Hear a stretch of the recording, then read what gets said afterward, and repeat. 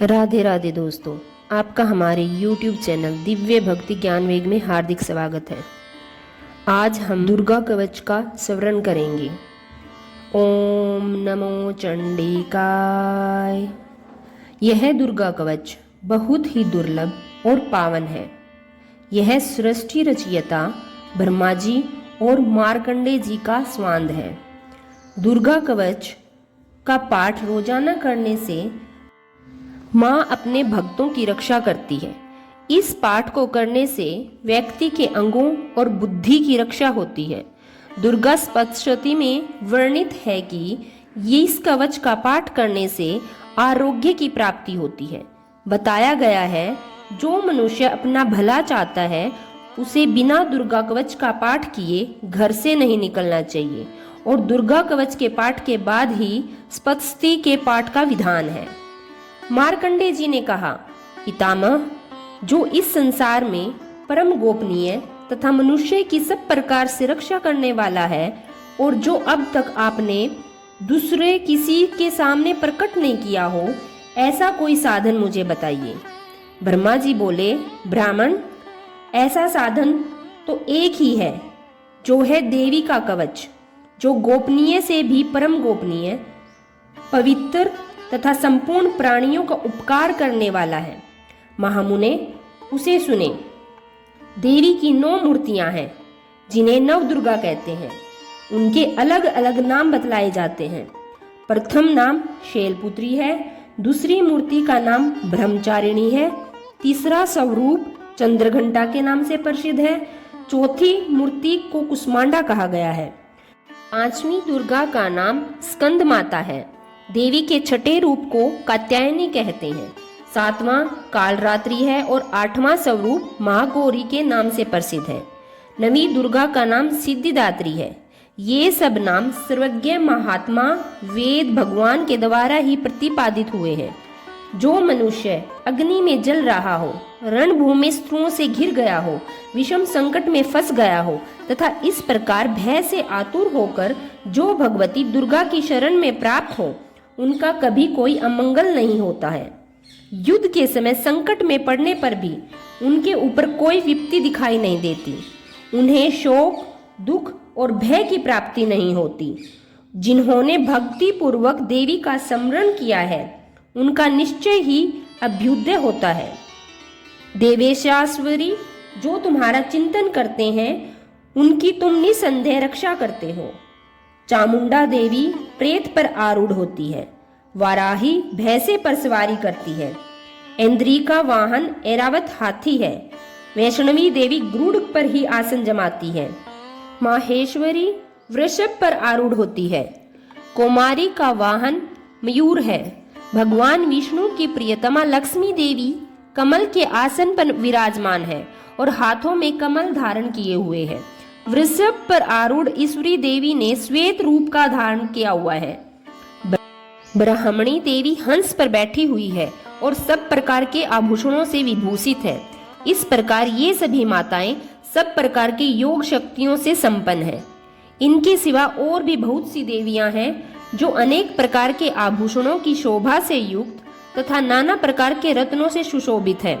ये संपूर्ण देवियां क्रोध में भरी हुई है और भक्तों की रक्षा के लिए रथ पर बैठी दिखाई देती है। ये शंख, चक्र, गदा, शक्ति, हल और मूसल, खेटक और तोमर, परशु तथा पाश, कुंद और त्रिशूल एवं उत्तम सारंग, धनुष अपने हाथों में धारण करती है।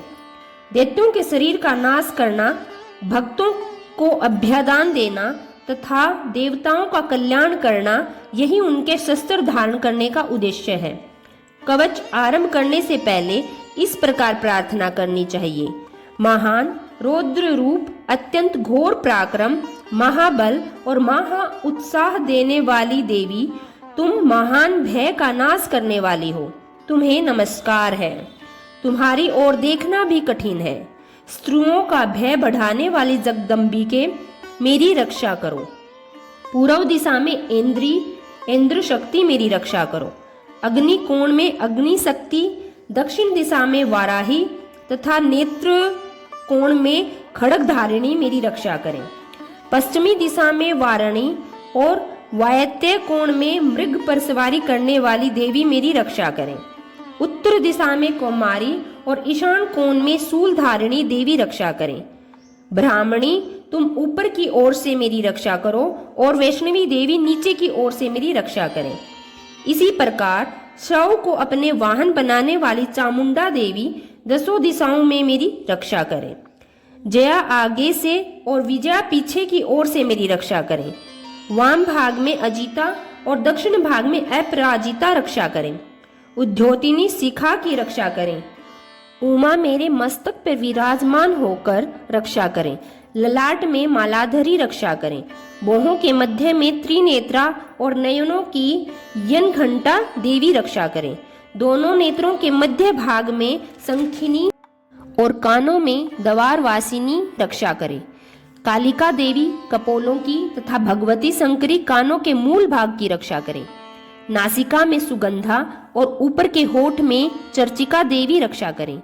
नीचे के होठ में अमृतकला तथा जिह्वा में सरस्वती देवी रक्षा करें। कुमारी दांत की और चंडिका कंठ प्रदेश की रक्षा करें। चित्रघंटा गले की, घंटी की और महामाया तालू में रहकर रक्षा करें। कामाक्षी ठोडी की और श्रव मंगला मेरी वाणी की रक्षा करें। भद्रकाली ग्रीवा में धनुर्धरी पृष्ठवंश यानी मेरुदंड में रहकर रक्षा करें। कंठ के बाहरी भाग में नीलग्रीवा और कंठ के नली में नलकुबरी रक्षा करें। दोनों कंधों में खड़गिनी और मेरी दोनों भुजाओं की वज्रधारिणी रक्षा करें। दोनों हाथों में दंडिनी और उंगलियों में अंबिका रक्षा करें। शूलेश्वरी नखों की रक्षा करें। कुलेश्वरी कुक्षी यानी पेट में रहकर रक्षा करें। महादेवी दोनों स्तनों की और शोक विनाशिनी देवी मन की रक्षा करें। ललिता देवी हृदय में और शूल धारणी उदर में रहकर रक्षा करें। नाभि में कामिनी और गुहा भाग में भेश्वरी रक्षा करें। पूतना और कामिका लिंग की और महिष वाहिनी गुदा की रक्षा करें। भगवती कटी भाग में और विंध्यवासिनी घुटनों की रक्षा करें। संपूर्ण कामनाओं को देने वाली महाबली देवी दोनों पिंडलियों की रक्षा करें। नारसिंही दोनों घुटनियों की और वेदसी देवी दोनों चरणों की पृष्ठ भाग की रक्षा करें। श्री देवी पैरों की उंगलियों की और ललवासिनी पैरों की तलवों में रहकर रक्षा करें। अपनी दांडों के कारण भयंकर दिखाई देने वाली दृष्टा कराली देवी नखों की और उद्धर केसिनी देवी केशों की रक्षा करें। रोमावलिया छिद्रों में कोबेरी और त्वचा की वागेश्वरी रक्षा करें। पार्वती देवी मज्जा वशा मांस हड्डी और मेद की रक्षा करें। मूलधार आदि कमल कोशों से ये पद्मावती देवी और कफ में चामुंडा देवी स्थित होकर रक्षा करें। नख के तेज की ज्वालामुखी रक्षा करें, जिसका किसी भी अस्त्र से भेदन नहीं हो सकता। वह अभेदा देवी शरीर की समस्त संधियों में रहकर रक्षा करें। ब्राह्मणी आप मेरे वीर्य में रक्षा करें। देवेश्वरी छाया की तथा धर्मधारिणी देवी मेरे अहंकार मन और बुद्धि की रक्षा करें। हाथ में वज्र धारण करने वाली वज्रहस्ता देवी मेरे प्राण अपान व्यान उदान और समान वायु की रक्षा करें। कल्याण से शोभित होने वाली भगवती कल्याण शोभना मेरे प्राण की रक्षा करे। रस रूप गंध शब्द और स्पर्श इन विषयों का अनुभव करते समय योगिनी देवी रक्षा करे तथा सतव गुण रजोगुण और तमोगुण की रक्षा नारायणी देवी करे। वाराही आयु की रक्षा करे, वैष्णवी धर्म की रक्षा तथा चक्रिणी चक्र धारण करने वाली देवी यश कृति लक्ष्मी धन और विद्या की रक्षा करे। इंद्राणी आ मेरे गोत्र की रक्षा करे। चंडिका तुम मेरे पशुओं की रक्षा करो। महालक्ष्मी पुत्रों की रक्षा करे और भैरवी पत्नी की रक्षा करे। पथ की सुपथा तथा मार्ग को क्षेम करी रक्षा करे। राजा के दरबार में महालक्ष्मी रक्षा करे तथा सब और व्याप्त रहने वाली विजय देवी संपूर्ण भयों से मेरी रक्षा करे। जो स्थान कवच में नहीं कहा गया है रक्षा से रहित है, वह सब तुम्हारे द्वारा सुरक्षित हो, क्योंकि तुम विजयशालिनी और पापनाशिनी हो। यदि अपने शरीर का भला चाहे तो मनुष्य बिना कवच के कहीं एक पग भी न जाए। कवच का पाठ करके ही यात्रा करे। कवच के द्वारा सब ओर से सुरक्षित मनुष्य जहाँ जहाँ भी जाता है वहाँ वहाँ से उसे धन लाभ होता है तथा संपूर्ण कामनाओं की सिद्धि करने वाली विजय की प्राप्ति होती है। वह जिस जिस अभिष्ट वस्तु का चिंतन करता है उसको निश्चय ही प्राप्त कर लेता है। वह पुरुष इस पृथ्वी पर तुलना रहित महान ऐश्वर्य का भागी होता है। कवच से सुरक्षित मनुष्य निर्भर हो जाता है, युद्ध में उसकी पराजय नहीं होती तथा वह तीनों लोकों में पूजनीय होता है। देवी का यह कवच देवताओं के लिए भी दुर्लभ है। जो प्रतिदिन नियम पूर्वक तीनों संध्याओं के समय श्रद्धा के साथ इस पाठ को करता है उसे देवी कला प्राप्त होती है तथा वह तीनों लोकों में कहीं भी पराजित नहीं होता। इतना ही नहीं, वह अपमृत्यु रहित हो 100 से भी अधिक वर्षों तक जीवित रहता है। मकरी, चेचक और कोढ़ आदि उसकी संपूर्ण व्याधियां नष्ट हो जाती है। कनेर, भांग, अफीम, धतूरा आदि का स्थावर विष, सांप और बिच्छू आदि के काटने से चढ़ा हुआ विष तथा अहिफेन और तेल के संयोग आदि से बनने वाला कृत्रिम विष, ये सभी प्रकार के विष दूर हो जाते हैं, उनका कोई असर नहीं होता।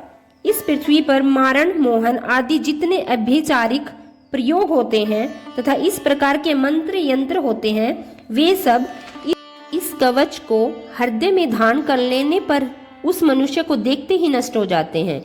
ये ही नहीं, पृथ्वी पर विचरण करने वाले ग्राम देवता, आकाशचारी देव, विशेष जल से संबंध से प्रकट होने वाले गण, उपदेश मात्र से सिद्ध होने वाले निम्न कोटि के देवता, अपने जन्म जन्म के साथ प्रकट होने वाले देवता, कुल देवता, माला, कंठमाला आदि डाकिनी, शाकिनी, अंतरिक्ष में विचरण करने वाली अत्यंत बलवती भयानक डाकनियों, ग्रह, भूत, पिशाच, यक्ष, गंधर्व, राक्षस, ब्रह्म राक्षस, बेताल, कुष्मांड और भैरव आदि अनिकाष्टकारक देवता भी हृदय में कवच धारण किए रहने पर उस मनुष्य को देखते ही भाग जाते हैं।